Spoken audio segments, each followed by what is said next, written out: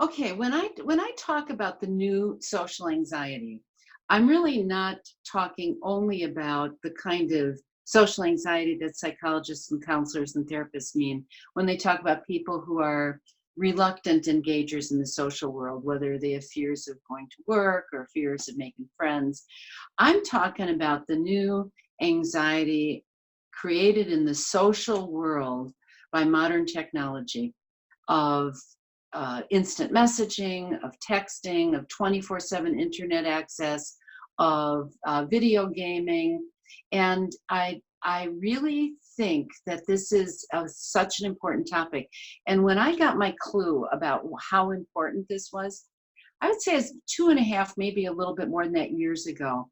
And I was sitting with an adolescent client, and that person was just sobbing her heart out because she did not get enough likes on her Instagram post.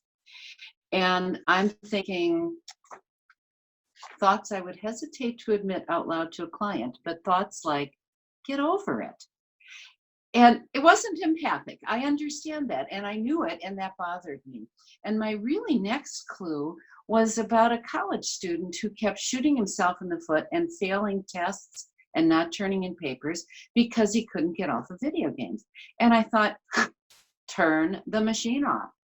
Well, I recognize, I'm being honest here, that those were not empathic responses and by themselves completely not useful. So you would be relieved to know I did not say those out loud.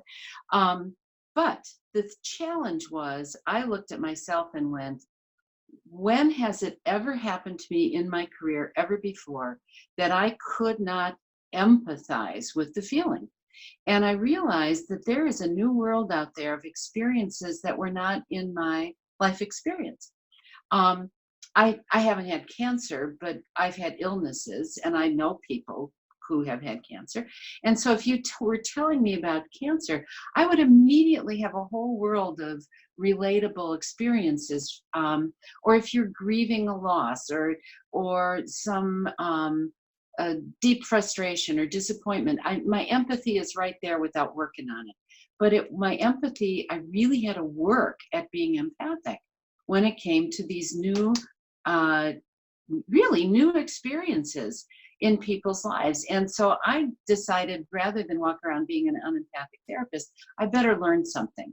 And so I delved in and I have been researching and reading and talking and interviewing for this intervening time to really get a handle on why this new world of technology, the 24/7 constant access to internet, the 24/7 news cycle, the lure of the video games, the compelling put our phone in our face all day long, the weight of social approval coming at us through Snapchat, Instagram, Twitter, TikTok, Facebook, whatever the newest app is that was probably invented yesterday and I didn't hear of it yet today. It's moving so fast, but there's a whole new aspect to anxiety driven partly by brain chemistry, driven partly by habit formation, and driven by experience. And so I wanted to talk about that.